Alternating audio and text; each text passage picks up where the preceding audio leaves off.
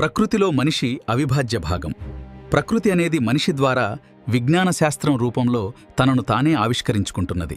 ప్రకృతే నా ఊపిరై మనిషిలో మాటలై తనను తానే చూసుకునే విజ్ఞాన దీపమై అణువణువులో ఆలోచనై అంతరిక్షపు నిశ్శబ్దమై ప్రకృతే మనిషి రూపంలో ప్రశ్నగా పుడుతున్నది.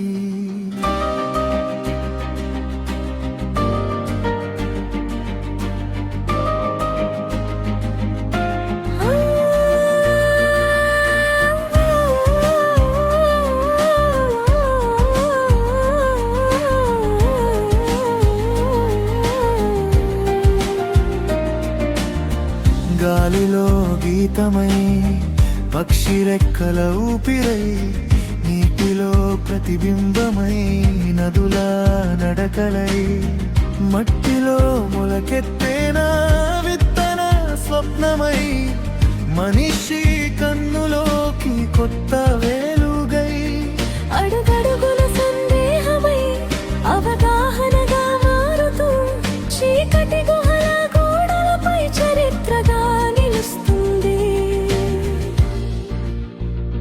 ప్రకృతే నా ఊపిరై మనిషిలో మాటలై తనను తానే చూసుకునే విజ్ఞాన దీపమై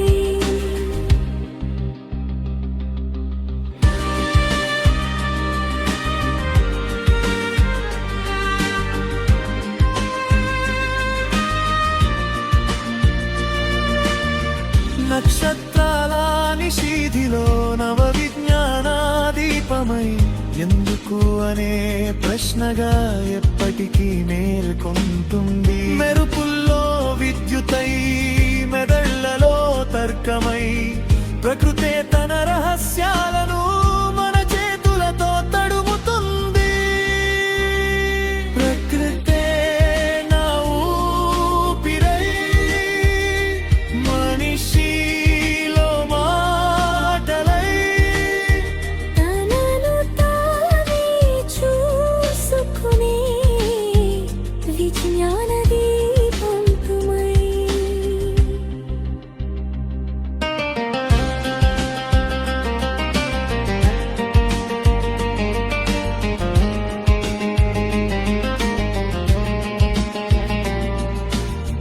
దేవతల భయాలన్నీ దాటిపోయి ధైర్యమై మానవత్వ హృదయంలో మమకారార స్వరమై ప్రేమలో పరిమళమై పరిశోధనలో పరవశమై మనిషి అనే అద్దంలో ప్రకృతి నవ్వుకుంటుంది.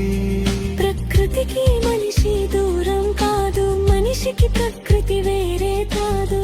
విజ్ఞాన జ్యోతిగా వెలిగే ఒకే జీవ ప్రవాహం. ప్రశ్నించే ప్రతి మనసులో ప్రపంచం పునర్జన్మిస్తుంది. ప్రకృతే నా ఊపిరై మనిషిలో మాటలై తనను తానే చూసుకునే విజ్ఞాన దీపమై ప్రశ్నించే ప్రతి మనసులో ప్రపంచం పునర్జన్మిస్తుంది. ప్రశ్నించే ప్రతి మనసులో ప్రపంచం పునర్జన్మిస్తుంది.